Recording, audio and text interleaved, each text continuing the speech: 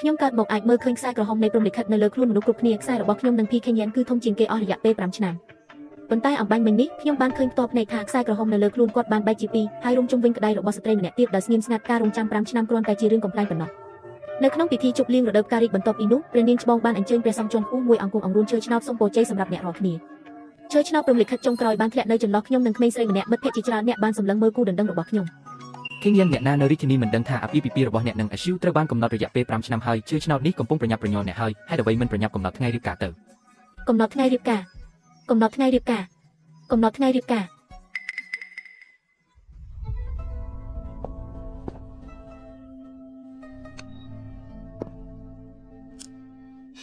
លោកម្ចាស់ភីនេះមិនសមរម្យទេបងស្រីសិននាងកាន់វាទៅអាស៊ីវខ្ញុំឃើញថាទីតាំងនៃឈើឆ្នោតព្រំលិខិតនេះពិតជាខិតទៅចិត្តកញ្ញាយ៉ាងជាងវាគួរតែជារបស់នាងខិតទៅចិត្តនាងភីខេញ៉ានឈើឆ្នោតនេះច្បាស់ជាសង្កត់លើជ្រុងសម្លៀកបំពាក់របស់ខ្ញុំតើអ្នកមើលមិនឃើញទេវាគ្រាន់តែជាឈើឆ្នោតមួយប៉ុណ្ណោះហេតុអ្វីត្រូវប្រកែកគ្នានៅទីសាធារណៈលើកក្រោយខ្ញុំនឹងសុំមួយដែលល្អជាងនេះសម្រាប់អ្នកដោយផ្ទាល់លើកក្រោយលោកម្ចាស់ភីអ្នកតែងតែនិយាយថាលើកក្រោយថ្ងៃនេះជាពិធីជប់លៀងរបស់ព្រះនាងច្បងគុំធ្វើជាមនុស្សរឹងរូសហើយធ្វើឲ្យគេសើចចំអកភីខេញ៉ានតើអ្នកពិតជាគិតថានឹងមានលើកក្រោយរវាងពួកយើងមែនទេក្មេងប្រុសភីខេញ៉ាននោះចេះតែពន្យាពេលច្បាស់ណាស់ថាមិនចង់ទទួលខុសត្រូវភីខេញ៉ានមិនរៀបការមានមនុស្សជាច្រើនចង់រៀបការអាពាហ៍ពិពាហ៍ថ្មីត្រូវបានកំណត់ហើយគឺវាមានช่องយងហៅតើលឿនអ្វីត្រឹមតែកន្លះខែទៀតអាពាហ៍ពិពាហ៍នេះភីខេញ៉ានមិនរៀបការទេយើងរៀបការលោកម្ចាស់ភីពិធីមង្គលការរបស់ខ្ញុំនៅកន្លះខែទៀតខ្ញុំខ្លាចថាអ្នកសុំឈើឆ្នោតនឹងមិនមែនជាអ្នកទេលោកម្ចាស់ភីឈើឆ្នោតព្រំលិខិតនេះគួរតែប្រគល់ឲ្យកញ្ញាឈែនវិញកញ្ញាឈែនខ្ញុំមិនប្រញាប់រៀបការទេពាក្យរបស់កញ្ញាយាងធ្វើឲ្យខ្ញុំមើលទៅដូចជាចង់រៀបការខ្លាំងណាស់មែនហើយអ្នកណានៅរាជធានីមិនដឹងថាខ្ញុំឈែនវិញជាចូលចិត្តលោកម្ចាស់ភីបំផុតអ្នកនៅទីណាខ្ញុំនៅទីនោះសូម្បីតែនៅក្នុងពិធីមង្គលការរបស់អ្នកដទៃខ្ញុំបានសួរអ្នកជាសាធារណៈថាតើពេលណាអ្នកនឹងរៀបការជាមួយខ្ញុំអ្នកតែងតែញឹមហើយនិយាយថាមិនប្រញាប់ភីខេញ៉ានតើអ្នកពិតជាមិនប្រញាប់ឬអ្នកមិនចង់រៀបការជាមួយខ្ញុំតតែសោះដោយសារឈើឆ្នោតនេះបានធ្លាក់នៅមុខអ្នកវាជារបស់អ្នកតើមានហេតុផលអ្វីដែលជារបស់អ្នកប៉ុន្តែឲ្យអ្នកប្រគល់វាឲ្យគេអាស៊ីវគុំធ្វើឲ្យមានរឿងអីប្រសិនបើអ្នកពិតជាចូលចិត្តឈើឆ្នោតព្រំលិខិតនេះនៅខែក្រោយក្នុងពិធីបុណ្យអុំទូកខ្ញុំនឹងឆ្លៀតពេលទៅជាមួយអ្នកទៅវត្តលេនីនដើម្បីសុំមួយដែលល្អជាងនេះតើអ្នកយកយ៉ាងណាដែរមិនយកទេអ្វីខ្ញុំនិយាយថាខ្ញុំមិនយកទេខ្ញុំហត់ហើយទៅសម្រាប់នៅខាងក្រោយមួយផ្លែតលោកម្ចាស់ភីអង្គុយឆ្ងាយម្លេះឪពុករបស់កញ្ញាជាងគ្រាន់តែជាមន្ត្រីតូចតែថ្នាក់ទី6តាមហេតុផលនាងមិនអាចចូលតាមទ្វារវិមានព្រះនាងនេះទេអ្នកណាឲ្យនាងមានលោកម្ចាស់ភីនាំមកដោយផ្ទាល់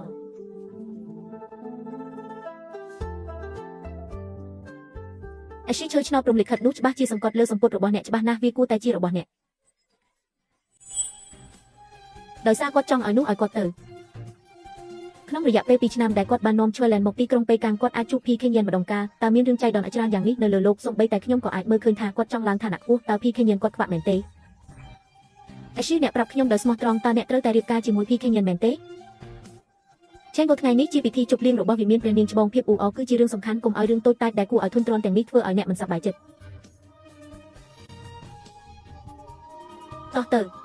ប្រយ័ត្នបន្តិច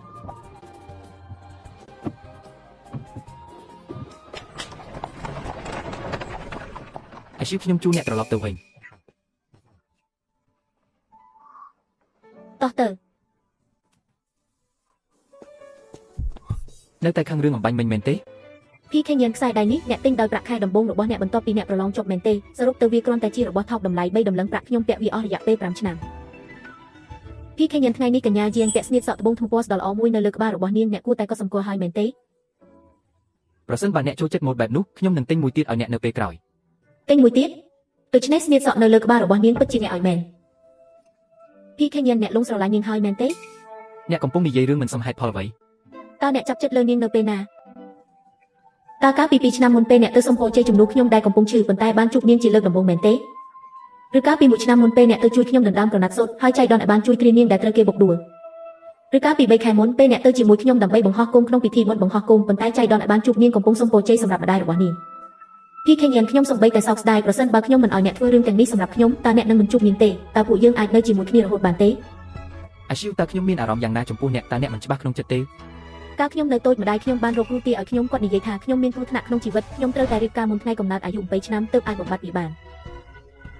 នថ្ងៃទី7ខែក្រោយគឺជាថ្ងៃកំណើតរបស់ខ្ញុំថ្ងៃទី26ខែនេះគឺជាថ្ងៃល្អភីខេញ៉ានតោះរៀបការ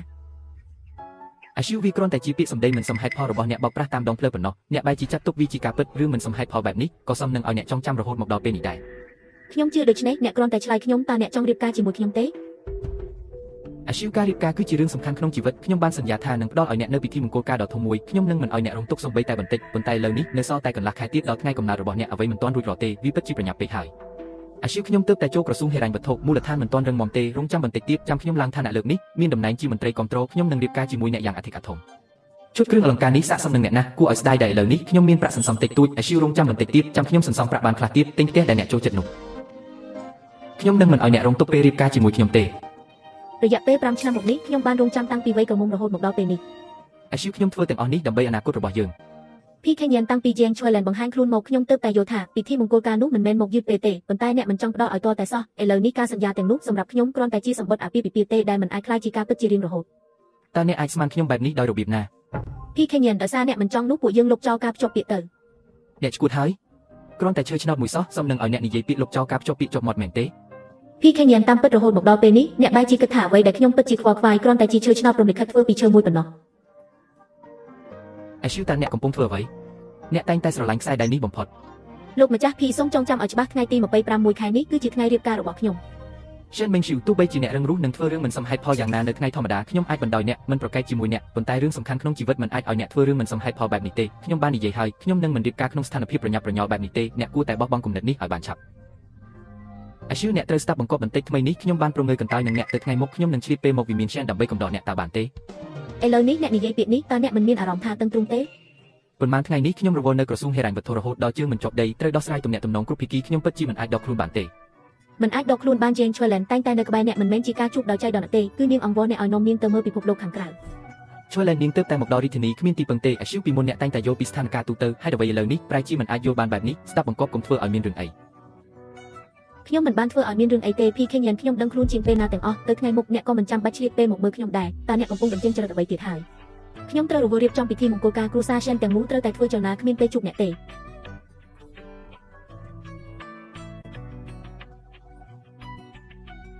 រៀបចំពិធីមង្គលការក្រៅពីយកវាគម្រាមខ្ញុំតើអ្នកចេះអ្វីទៀតខ្ញុំបាននិយាយហើយថាឥឡូវនេះមិនទាន់ដល់ពេលរៀបការទេ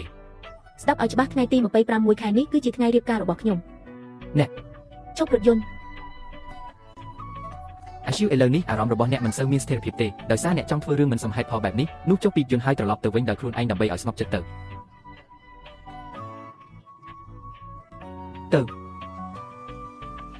PK ញ៉ានផ្លូវប៉ុន្មានម៉ោងអ្នកពិតជាបណ្ដោយឲ្យខ្ញុំដល់ម្នាក់ឯងមែនចាប់មកមនុស្សមកកញ្ញាសន្លប់ហើយកញ្ញាគ្រុនក្តៅខ្លាំងណាស់ខ្ញុំត្រូវប្រញាប់ទៅប្រាប់លោកម្ចាស់ P ឲ្យគាត់មកមើលកញ្ញា លោកម្ចាស់ P គាត់មិនព្រមមកទេគាត់ថែមទាំងនិយាយថាទោះបីជាកញ្ញាឈឺក៏ដោយក៏នាងកំពុងប្រើល្បិចធ្វើឲ្យខ្លួនឯងរងទុក្ខដែរគាត់និយាយថាល្បិចបែបនេះគ្មានប្រយោជន៍សម្រាប់គាត់ទេមិនមកក៏ល្អដែរអរគុណព្រះជាម្ចាស់ទ្រង់អស់រយៈពេល3ថ្ងៃពេញទីបំផុតកញ្ញាបានបាត់គ្រុនក្តៅហើយ3ថ្ងៃហើយនៅសល់តែ10ថ្ងៃទៀតដល់ថ្ងៃទី26ទៅយកប្រអប់ឈើធំនោះចេញពីឃ្លាំងមកកញ្ញាតើអ្នកកំពុងធ្វើអ្វីអំណោយដែលលោកម្ចាស់ P បានផ្ដល់ឲ្យគ្រួសារ Shen គ្មានកន្លែងទុកទេ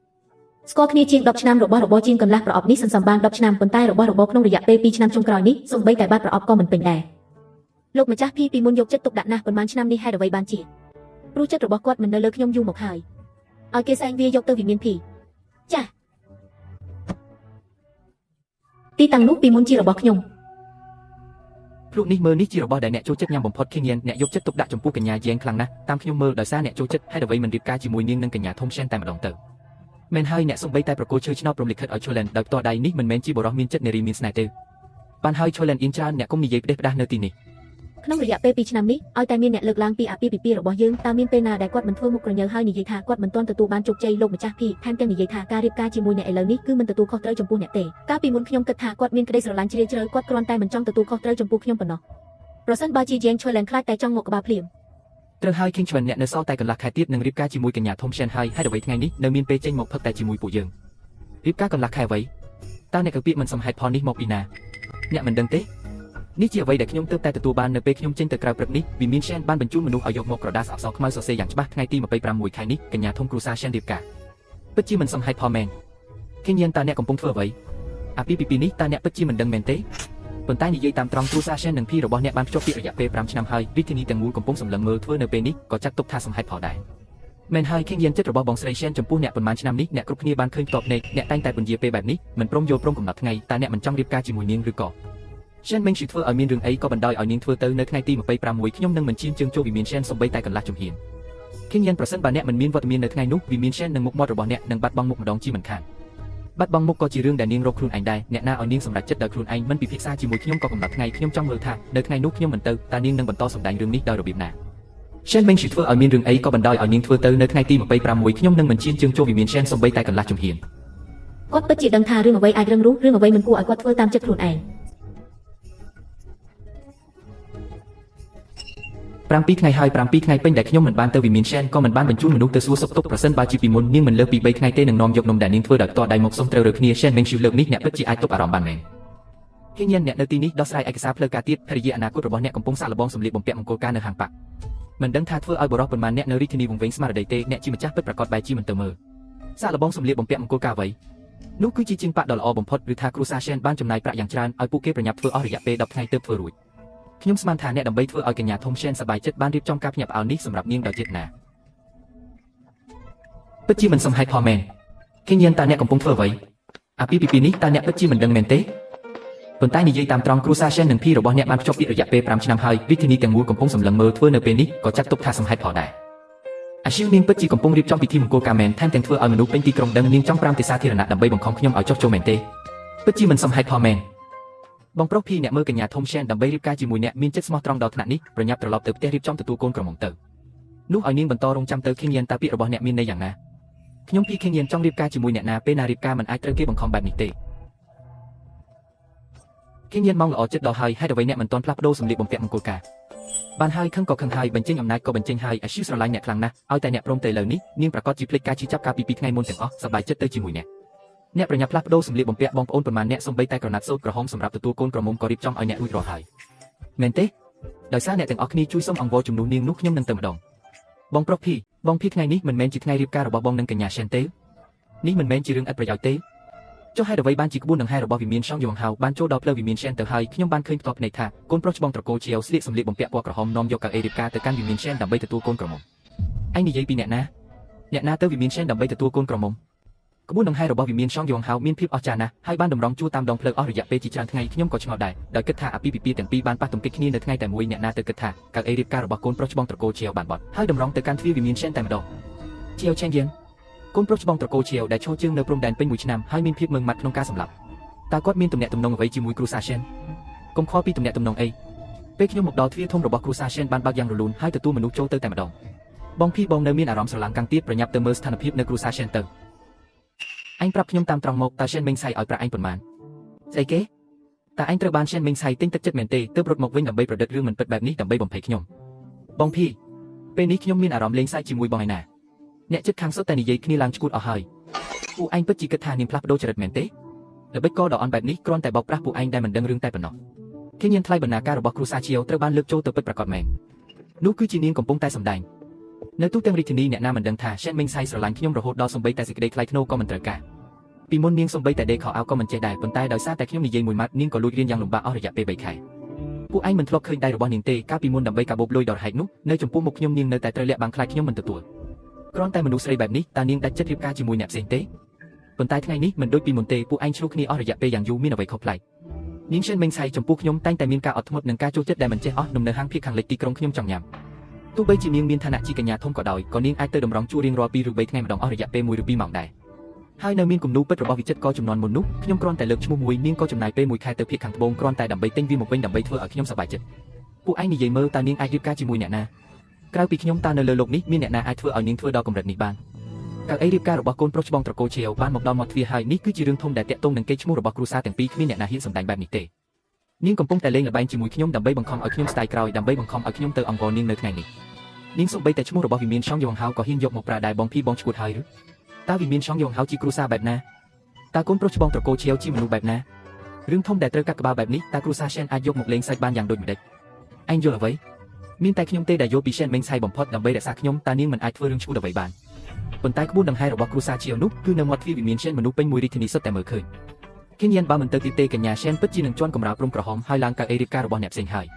ល្អដោយសារតែនាង Shen មេងសៃតាំងចិត្តថានឹងសម្ដែងរឿងកំ pl ែងនេះដល់ទីបញ្ចប់នោះខ្ញុំនឹងធ្វើតាមបំណងរបស់នាងថ្ងៃនេះខ្ញុំនឹងទៅទទួលនាងជោគផ្ទះដោយផ្ទាល់ប៉ុន្តែបងមិនបានរៀបចំអ្វីសោះសូម្បីតែសម្លៀកបំពាក់រៀបការសម្រុំក៏មិនបានផ្លាស់ប្ដូរដែរបន្ទោសអ្នកណាបានបើចង់បន្ទោសគឺបន្ទោសនាងខ្លួនឯងដែលរករឿងពេកចេះតែចង់ធ្វើរឿងស្មុគស្មាញទាំងនេះភីខេងៀននេះមិនមែនជាមួយដែលឯងដោះចេញហើយបោះមកឲ្យខ្ញុំនោះទេមួយនោះមិនល្អទេមិនស័ក្តិសមនឹងឋានៈជាកញ្ញាធំរបស់វិមាន Shen ទេដើមឡើយចង់រងចាំពេលឯងយកមកសារភាពកំហុសចំពោះខ្ញុំទើបខ្ញុំឲ្យឯងអាចឆៃឲ្យតែខ្ញុំបង្ហាញខ្លួនការសម្ដែងរបស់ឯងនេះក៏មិនអាចបន្តបានទៀតដែរ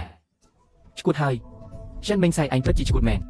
ការរៀបចំនេះត្រូវចំណាយប្រាក់ប៉ុន្មានការសម្ដែងបែបនេះឯងសម្ដែងឲ្យអ្នកណាមើលនោះមិនមែនជាលោកភីទេហើយអ្វីបានជាគាត់រត់មកក្នុងស្ថានភាពបែបនេះគ្រូសាភីសំបីតែកៅអីរៀបការក៏មិនឃើញមានដែរស្ថានភាពបែបនេះប្រហែលជារត់មកដណ្ដើមជាមួយឧត្តមសេនីយ៍ជាឲ្យមើលទៅពីមានហ្វងយ៉ងហៅមិនអាចទេមិនអាចដាច់ខាត Shen មេងសៃតើឯងរកមកពីណាដើម្បីបង្ខំឲ្យខ្ញុំអន់ក្បាលឯងសំបីតែសញ្ញារបស់វិមានហៅក៏ហ៊ានបង្កើតដោយខុសច្បាប់ដែរតើឯងចង់ឲ្យគ្រូសាទាំងមូលត្រូវគេកាត់ក្បាល Shen មេងសៃគ្រប់គ្រាន់ហើយការសម្ដែងនេះបញ្ចប់ត្រឹមនេះខ្ញុំមកយកឯងហើយឯងចេញមកឲ្យខ្ញុំចេញទៅថ្ងៃនេះជាថ្ងៃរៀបការរបស់កូនប្រុសច្បងទីកន្លែងសំខាន់របស់វិមាន Shen អ្នកដែលគ្មានលិខិតអញ្ជើញមិនអនុញ្ញាតឲ្យចូលទេគ្មានលិខិតអញ្ជើញពួកឯងមើលថាខ្ញុំជាអ្នកណាខ្ញុំគឺភីខេងៀនបរិះដែលកញ្ញា Shen មេងសៃរបស់ពួកឯងរងចាំយ៉ាងលំបាកអស់រយៈពេល5ឆ្នាំពួកឯងជាស្អីក៏ហ៊ានខាត់ខ្ញុំដែរដឹងទេថា Shen មេងសៃខិតខំប្រឹងប្រែងសម្ដែងរឿងនេះគឺដើម្បីឲ្យខ្ញុំចូលទៅលោកភីថ្ងៃនេះជាថ្ងៃសប្បាយរីករាយរបស់គ្រួសារ Shen សូមលោកគោរពខ្លួនឯងកុំប៉ះទង្គិចជាមួយខ្ញុំកិត្តិយសលោកភីថ្ងៃនេះវិមាន Shen រៀបការលោកមកលោឡានៅមុខផ្ទះគេហាក់ដូចជាគ្មានសុជីវធម៌ពេកហើយព្រះនាង Cheng ត្រង់គឺជាមិត្តជិតស្និទ្ធរបស់អាចឆៃត្រង់គួរតែដឹងច្បាស់បំផុតថានៅក្នុងចិត្តរបស់នាងអ្នកដែលនាងពិតជាចង់រៀបការជាមួយគឺជានរណាអូលោកភីសាក់និយាយមើលតើអាចឆៃចង់រៀបការជាមួយអ្នកណាអាចឆៃមានចរិតរឹងរូសបង្កើតរឿងច្រើនយ៉ាងនេះមិនមែនដើម្បីបង្ខំឲ្យខ្ញុំចុះចាញ់ទេដោយសារតែនាងចង់ឲ្យខ្ញុំមកនោះថ្ងៃនេះខ្ញុំនឹងធ្វើតាមនាងនាងរងចាំថ្ងៃនេះអស់រយៈពេល5ឆ្នាំជាការពិតណាស់ថ្ងៃនេះអ្នកដែលនាងចង់ជួបបំផុតក៏ជាខ្ញុំដែរព្រះនាងខ្ញុំមកដើម្បីរៀបការជាមួយនាងភីខេញៀនលោកក៏សាក់សំដែរលោកពិតជាគិតថាអាចឆៃមិនអាចរស់បានបើគ្មានលោកមែនទេលោកពិតជាគិតថាបរិះនៅលើលោកនេះស្លាប់អស់ហើយមែនទេព្រះនាងតើទ្រង់មានន័យយ៉ាងណាលោកភីលោកពិតជាគិតថាអាចឆៃមិនអាចរៀបការបានហើយត្រូវតែចង់សម្លាប់ខ្លួននៅលើដើមឈើកោងរបស់លោកមែនទេ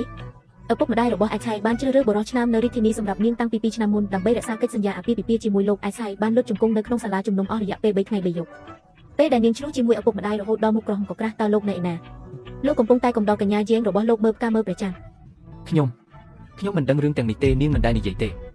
នាងមិននិយាយព្រោះនាងនៅតែមានក្តីសង្ឃឹមតិចតួចចំពោះលោកថ្ងៃជប់លៀងរដូវការីនោះគឺជាឱកាសចុងក្រោយដែលនាងផ្ដល់ឲ្យលោកគិតថាឆ្នោតនិស័យនោះពិតជាភាពចៃដន្យមែនទេខ្ញុំមិនចង់បែបនេះទេប៉ុន្តែលោកភីខេញៀនបានធ្វើអ្វីលោកនៅចំពោះមុខស្ត្រីអភិជនពេញមួយរាជធានីបានយកឆ្នោតដែលតំណាងឲ្យសេចក្តីថ្លៃថ្នូរចុងក្រោយរបស់នាងញាត់ចូលក្នុងដៃរបស់ជាងឈើឡែនដោយផ្ទាល់ដៃខ្ញុំគ្រាន់តែគិតថាវាគ្រាន់តែជាឆ្នោតមួយប៉ុណ្ណោះខ្ញុំគិតថានាងនឹងមិនខ្វល់ទេនោះគឺជាជីវិតរបស់នាងលោកបានកាត់ផ្ដាច់ទំនាក់ទំនងរយៈពេល7ឆ្នាំរវាងអ្នកទាំងពីរដោយផ្ទាល់ដៃគឺលោកផ្ទាល់ដែលរុញនាងចូលទៅក្នុងរង្វង់ដៃរបស់កូនប្រុសច្បងត្រកូលឆេវភីខេញៀនអ្វីនៅថ្ងៃនេះសុទ្ធតែជាកំហុសរបស់លោកខ្លួនឯងទេនេះមិនអាចទេអ្នកកុហកខ្ញុំអ្នកទាំងអស់គ្នាកំពុងតែកុហកខ្ញុំអាចឆៃស្រឡាញ់ខ្ញុំខ្លាំងណាស់តើនាងអាចរៀបការជាមួយអ្នកផ្សេងពិតប្រាកដបានយ៉ាងដូចម្តេចខ្ញុំមិនជឿទេអាចឆៃ Shen មេងសៃឯងចេញមកខ្ញុំយល់ព្រមនឹងឯងហើយថ្ងៃនេះខ្ញុំនឹងរៀបការជាមួយឯងយកទៅផ្ទះហើយក្រោយប៉ះទង្គិចជាមួយប្រពន្ធកូនប្រុសច្បងមានទោសប្រហារជីវិតប្រពន្ធកូនប្រុសច្បងស្អីនាងគឺជាគូដណ្ដឹងរបស់ខ្ញុំដកដង្ហើមធំគឺអាចឆៃពិតជាអាចឆៃមែនកន្លែងនោះគួរតែជារបស់ខ្ញុំនាងគួរតែស្ថិតនៅក្នុងដៃរបស់ខ្ញុំអាចឆៃ Shen មេងសៃឯងងាកមកមើលខ្ញុំមួយផ្លែកមកបងភីបងស្ងប់ស្ងាត់បន្តិចទៅបងមើលថានេះជាកន្លែងណាចេញទៅកុំទាញខ្ញុំភីខេញៀនបងដឹងខ្លួនបន្តិចទៅអ្នកនៅខាងក្នុងនោះគឺជាឆេងយិនវិមានឆងយងហៅមិនមែនជាមនុស្សដូចពួកយើងអាចប្រមាថបានទេប្រមាថមិនបានទេតើបងចង់ទាញគ្រួសារទាំងមូលទៅកប់ជាមួយឬជាឆេងយិនលែងនាងទៅអ្នកណាអនុញ្ញាតឲ្យឯងប៉ះនាងលែងខ្ញុំចង់នាំអាចឆៃទៅផ្ទះនាងជារបស់ខ្ញុំនាងគ្រប់ជាតិគ្រប់ភពអាចត្រឹមតែជាមនុស្សរបស់ខ្ញុំភីខេញៀនប៉ុណ្ណោះឈួតហើយពិតជាឈួតមែនអាចឆៃឯងងាកមកមើលខ្ញុំមកខ្ញុំខុសហើយអាចឆៃខ្ញុំមិនឆ្លោះជាមួយឯងទៀតទេពួកយើងទៅផ្ទះវិញល្អទេលោកភីតើលោកកំពុងធ្វើអ្វីលែងខ្ញុំនេះជារឿងរវាងខ្ញុំនិងនាងលោកភីប្រហែលជាជឿរហូតដល់វង្វេងហើយថ្ងៃនេះនៅមុខវិមាន Shen មានតែប្រពន្ធកូនប្រុសច្បងរបស់ខ្ញុំប៉ុណ្ណោះអាចឆៃ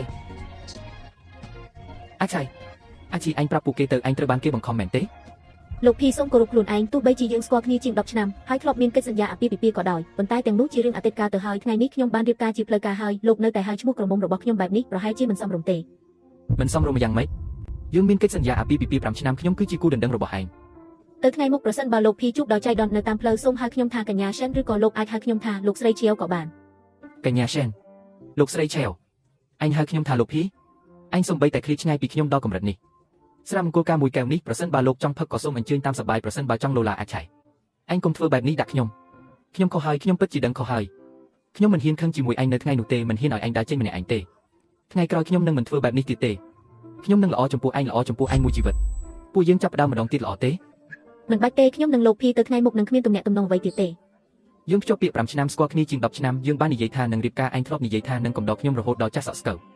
លោកភីលោកដឹងខ្លួនបន្តិចទៅអំពីការរៀបការអំពីការចាស់សក់ស្កូវជាមួយគ្នាកាលពីមុនខ្ញុំពិតជាធ្លាប់គិតមែនប៉ុន្តែវាក៏គ្រាន់តែជាអតីតកាលប៉ុណ្ណោះខ្ញុំនៅពេលនេះគ្រាន់តែចង់នៅឲ្យឆ្ងាយពីលោកកាន់តែឆ្ងាយកាន់តែល្អចាប់ពីពេលដែលលោកបដិសេធខ្ញុំជាសាធារណៈនៅថ្ងៃជប់លៀងរដូវការីកហើយប្រកួតឆ្នោតនិស័យឲ្យ Jane Cholan នោះរវាងលោកនិងខ្ញុំក៏គ្មានទំនាក់ទំនងអ្វីបន្តិចសោះឡើយ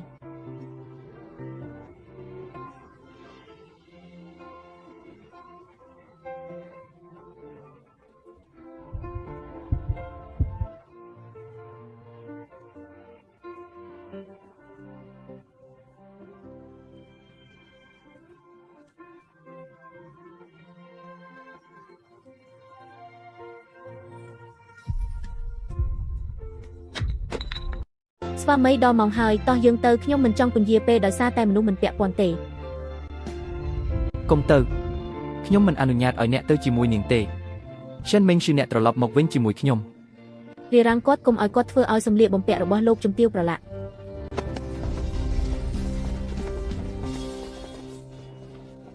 លេងខ្ញុំឲ្យខ្ញុំទៅ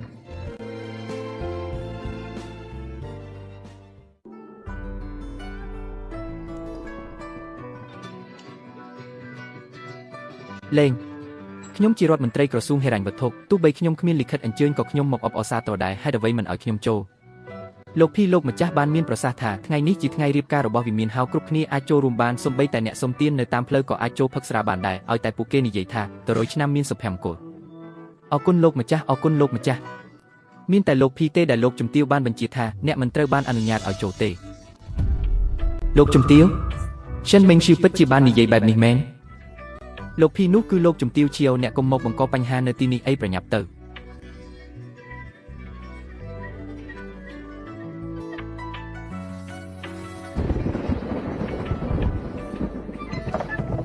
លោកម្ចាស់សូមលោកជួយផ្ញើសារទៅកាន់លោកជំទាវផងគ្រាន់តែប្រាប់ថាលោកភីកំពុងរងចាំនៅខាងក្រៅខ្ញុំគ្រាន់តែចង់ជួបនាងមួយផ្លែតប៉ុណ្ណោះទៅឲ្យឆ្ងាយលោកម្ចាស់និងលោកជំទាវទើបតែរៀបការលោកជំទាវបានមានប្រសាសន៍ថាប្រសិនបើនាងងើយឈ្មោះនេះម្ដងទៀតនាងនឹងវាយរហូតដល់ស្លាប់កុំធ្វើឲ្យខូចភាពស្ងប់ស្ងាត់របស់នាង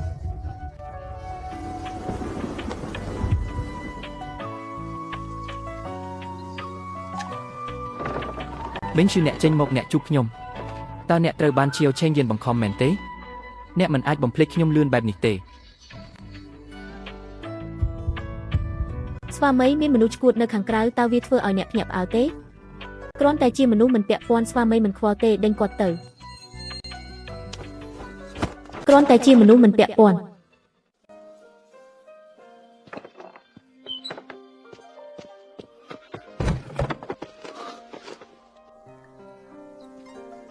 កញ្ញាសិនកងដៃនេះមិនមែនទៅតែឲ្យអ្នកកាលពីប៉ុន្មានថ្ងៃមុនទេហើយអ្វីបានជាព្រឹកនេះមានអ្នកយកវាមកប្រគល់ឲ្យខ្ញុំវិញត្រូវតែបង្ខំឲ្យខ្ញុំមកទីនេះដោយផ្ទាល់ ខ្ញុំគិតថាគ្រឿងអលង្ការនេះប្រឡាក់ធូលីត្រូវតែឲ្យលោកភីយកទៅលាងសម្អាតសិនដោយឃើញថាលោកភីនៅតែដឹងពីរបៀបមករកខ្ញុំដោយខ្លួនឯងទោះបីជាលោកកំពុងរវល់ក៏ដោយលើកនេះខ្ញុំនឹងមិនប្រកាន់លោកទេអញ្ចឹងយើងត្រូវគ្នាវិញហើយ ជឿណាស់សិនមិញស៊ូតាអ្នកចាត់ទុកវាជាអ្វីអ្នកស្រឡាញ់របស់របរទាំងនេះខ្លាំងណាស់ហើយអ្វីមិនរងចាំខ្ញុំតាមពិតអ្នកមិនបានការពីចង្គៀងនោះទេគឺជាបេះដូងដ៏ស្មោះត្រង់របស់អ្នកដែលត្រូវបានខ្ញុំបំផ្លាញ